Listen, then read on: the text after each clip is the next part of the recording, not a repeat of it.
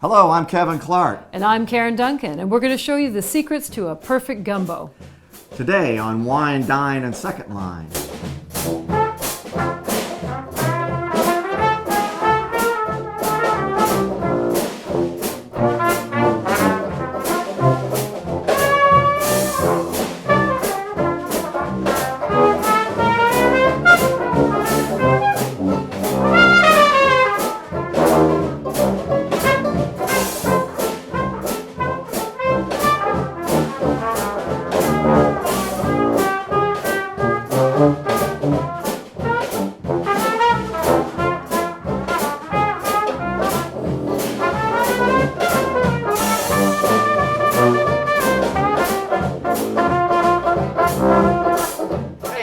How's it going, Kevin? Good. We're going to make some gumbo today. Yes, indeed. I know you like looks gumbo. delicious. All right. So far. All right. Smells great. Already. We haven't I even know. started cooking. I know. That's me. So listen, what we're going to do today is show you how to make a perfect gumbo every time. Gumbo is a little bit different from soup, and it's not quite stew either. And it's got a sort of a silky, satiny texture that we associate specifically with this dish. And that comes from two things. This stuff, which is okra, which I know you love. I love gumbo, okra. in fact, that's the African word for okra. That's how the dish gets its name. Right. The other component that makes it perfectly silky and smooth is what's called roux.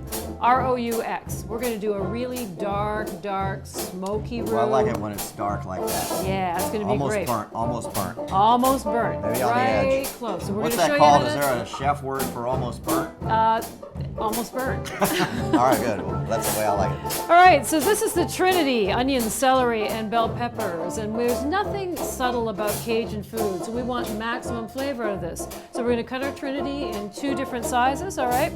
So the first size is it's just a small dice. It's called a brunoise, just like that. It's a little brunoise music for us. There we go. So, Second size now is called a Brabant. This way we're going to get two different flavors out of the same vegetable. All right? Just like that. Okay, whoops, I just put those in the wrong one. Ah, that's cute. so you have coarse and fine on each vegetable. On each vegetable. All right, so if we were to start by making a roux, we would miss out on a huge opportunity to add incredible flavor to this dish. So what we're going to do is we're going to take our andouille sausage and our chicken. This is chicken thighs, okay? Ooh, yeah. I Yeah, love chicken because thighs. you can do this with chicken breasts, but why? Yeah, I know. Chicken thighs are juicier. all dry. Thighs are juicy. Yeah, and worse yet, it's going to get stringy if you use chicken breasts. Okay. Nobody likes stringy ass chicken in their gumbo. No, Okay. no. All right, so we're going to start off with just a little bit of oil, and we're going to let this heat up. Okay, so we're waiting for a little shimmer on this, a little bit of smoke. We've got the pan heating up for a long time now. I see We it want- traveling in there a little bit. It's traveling a little bit. That means that it's heating up. As soon as you can smell that warm, getting hot oil, that's when we're ready And to go. andouille sausage has like spices in it, makes it a little hotter, right? It's different Right. than So regular you've got a smoked lot of sausage. seasoning in this And it's already. smoked. It's already cooked, right? It's already Look at cooked. that. Yeah, you can totally. All right.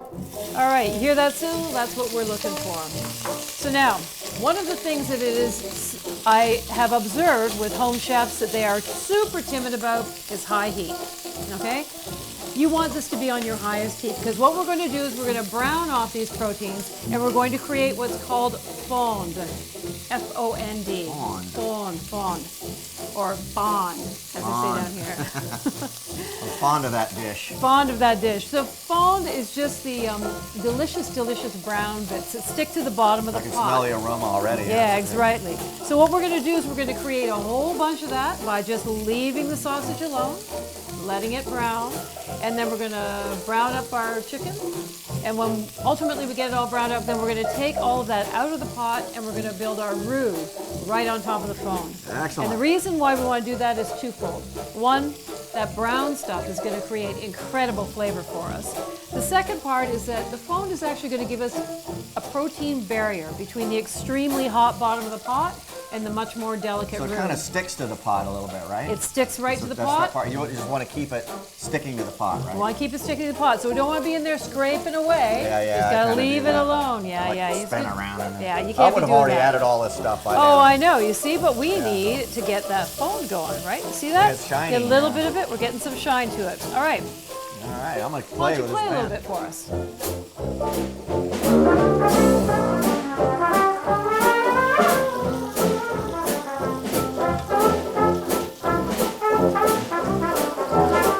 Little Liza Jane.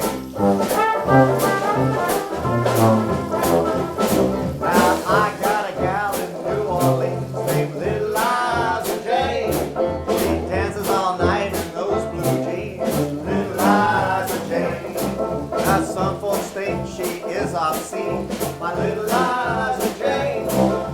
But to me, she's a beauty queen. Little Liza Jane. Oh, Little Liza, Little Liza Jane. Oh, Little Liza, Little Liza Jane. Oh, Little Liza, Little Liza Jane. Oh, Little Liza, Little Liza Jane.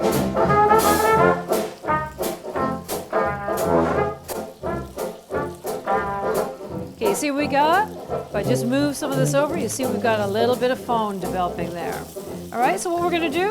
Why are you using this spoon? You just like that as a longer handle, or? You know why? Because that's a metal spoon. I don't want to scrape any of this foam off. Okay. So what we're going to do is we're just going to open up a space for the chicken, Okay, so and we're it's just going to leave that. separated right in there. Separate right in there.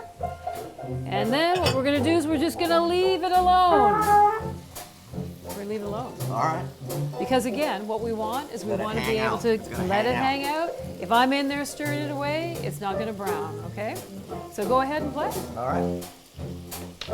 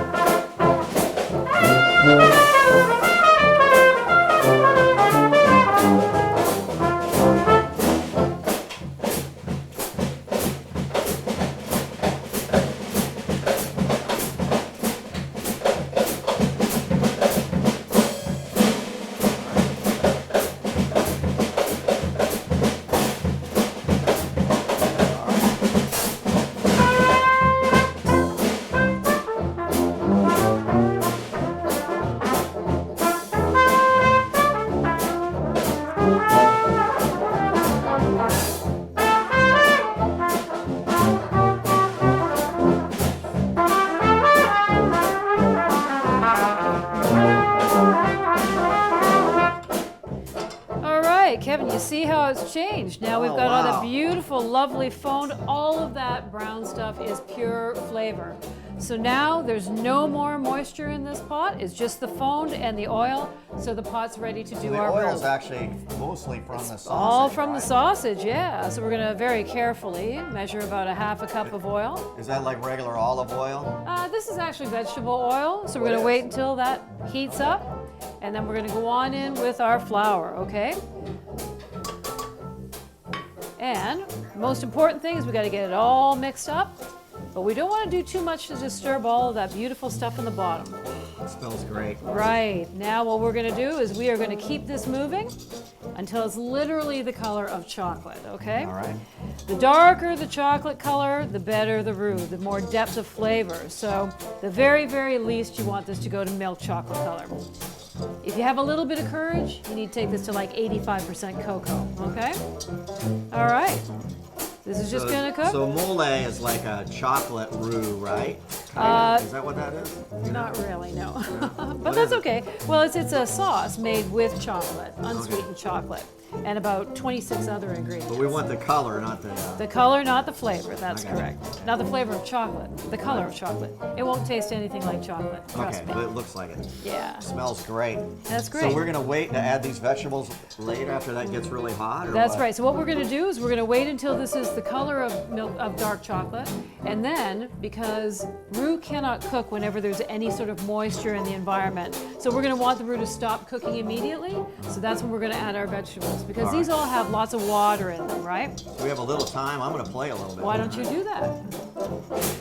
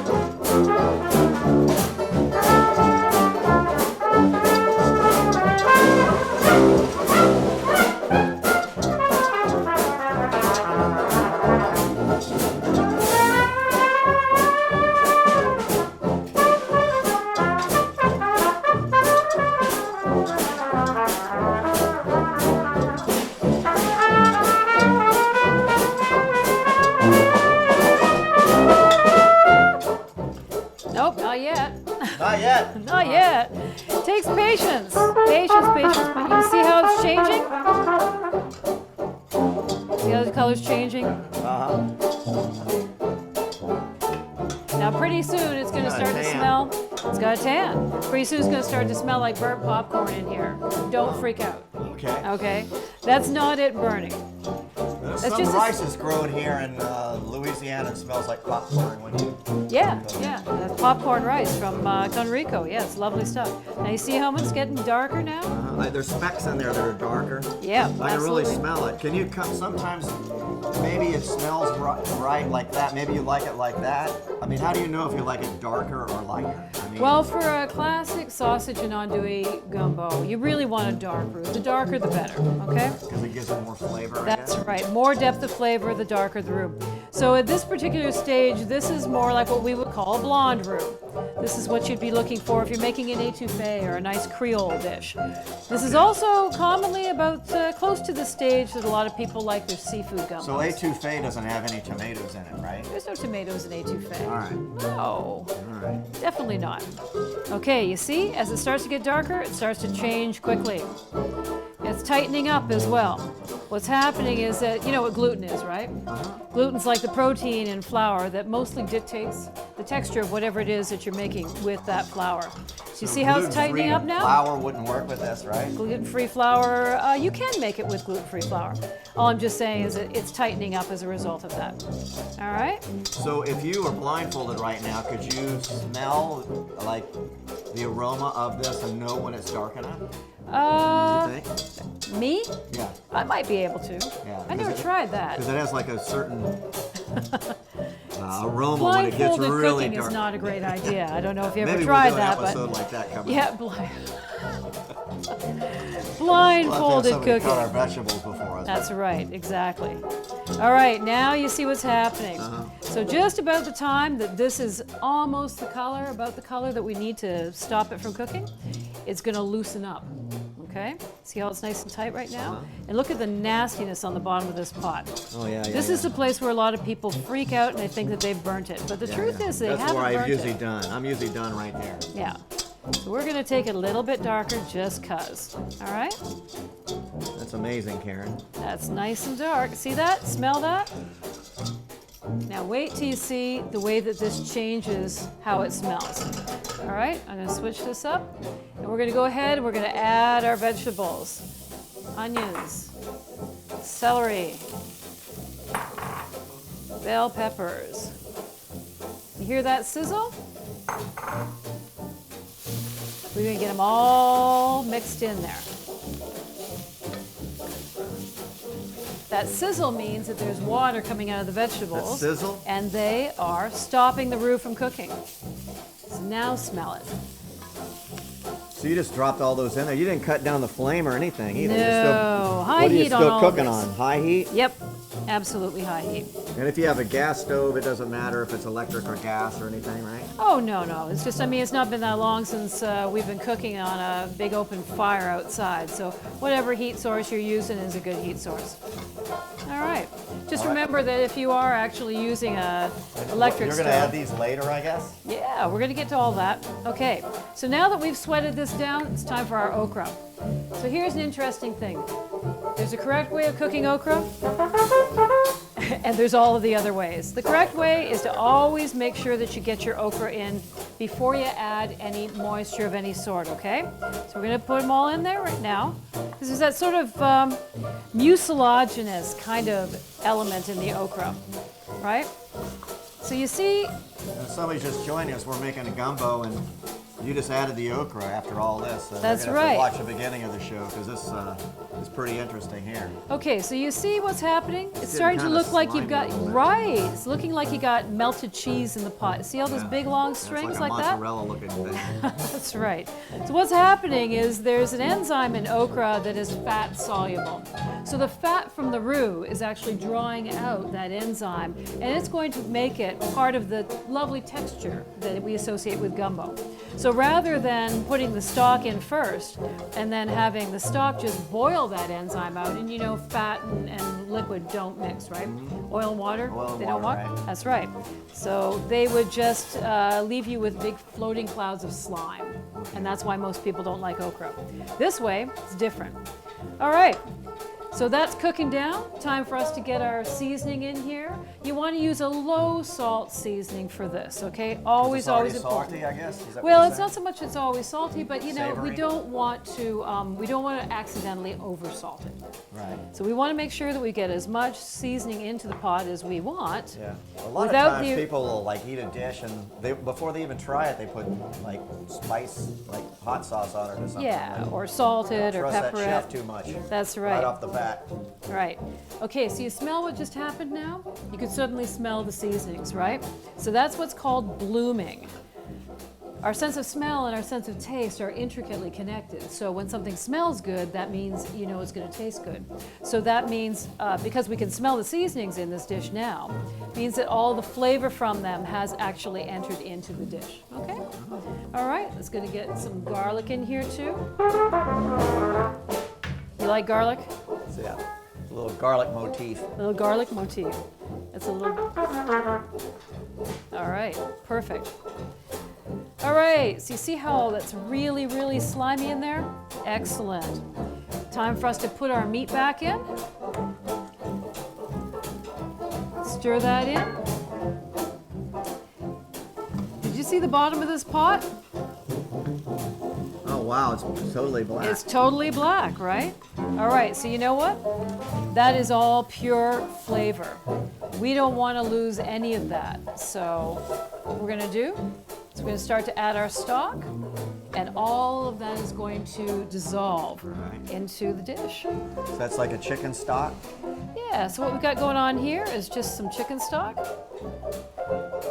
Got a chicken floating in there. That's a chicken That's carcass. not one of our friends from the It opening of is the show. not is it? one of our friends. checking. No, my girls all have names. We don't ever eat them. Okay, all right. All right, we eat so the we're nameless just ones. we eat the nameless one. So what we're gonna do is we're just gonna start adding chicken with no stock. name. You make your own stock? Yes, I do. Good. Always, always, always make your own stock, because ultimately everything else that you can buy in the store pretty much is not going to be as good as what you can make at home yourself. All right? So now what we're going to do is we're just going to stir this in, and we're going to begin to feel that all of that stuff on the bottom is coming up. Let me take a look.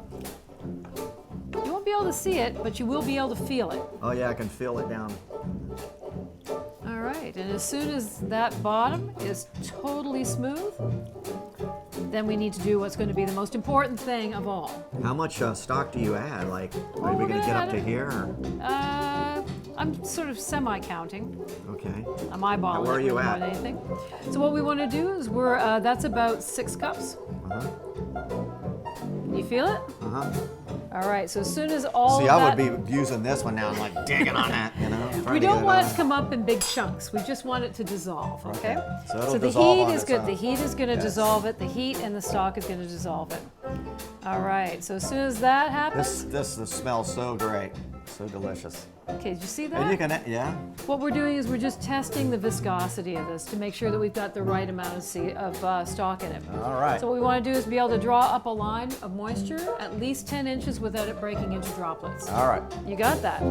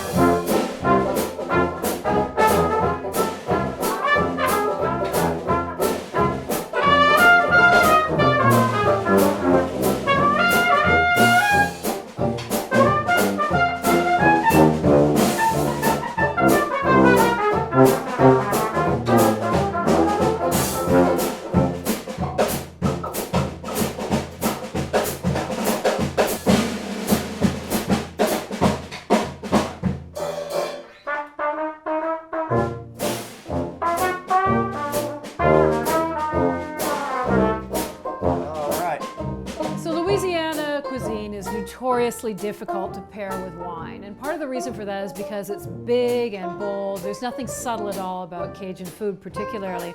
And that's going to be the case for this gumbo. So why don't we just have a quick taste of the gumbo. We're going to see what it tastes like first.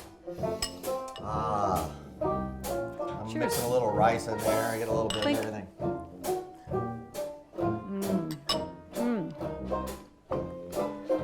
Man, that's a showstopper. We keep on going. Spicy, deep flavor. So here's the most important thing. When it comes to pairing a wine, we want something that's not going to create war in our mouth, right? So I want you to just give this a quick try. Actually, you know what? Let's try this one first. So this is a deep Cabernet from California. Lots of big tannins and everything It's going huge. I on can in your smell it mouth. from It's here. massive, that's right. Take a sip of the wine, take a sip of the gumbo, or taste of the gumbo, and tell me what's going on for you. Wow, that's explosive. Yeah, a little too explosive, Layers right? and layers of flavors, yeah. Right. Yeah. A little too explosive, right? Yeah, a little okay. bit intense. A little bit too intense. So this is the perfect thing. It's a Zinfandel. A nice Zinfandel, old so that's lighter, wine. right? That's it. So what we're looking for to pair with spicy food, complex food, is something with high acidity, low tannins, something that's subtle, fruity.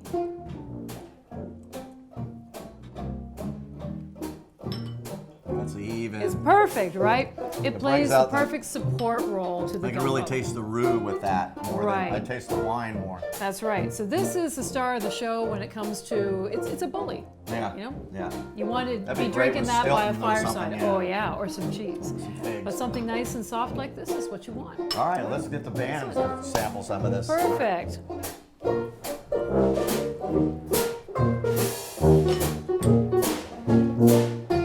Try that, Wes.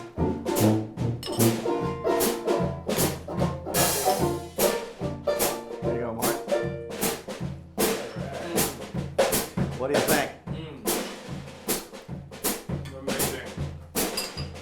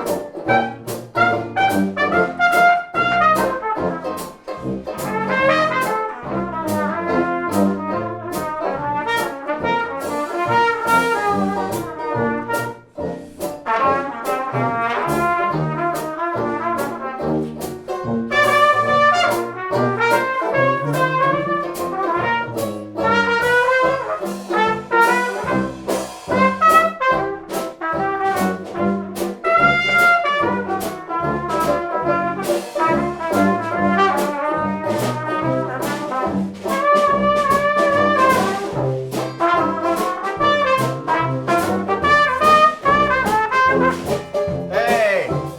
Cheers to a great show. Thank you very much, Kevin. Thank you for watching. Enjoy. And just remember, gumbo doesn't have to be hard. You just got to make sure that you brown your meats off perfectly first. Make sure your okra goes in before you put the stock in, and give it time to really come together as a great dish. All right? Thank Enjoy. you. You've been watching Wine Dine. and Second Line. Thanks, you for watching. guys.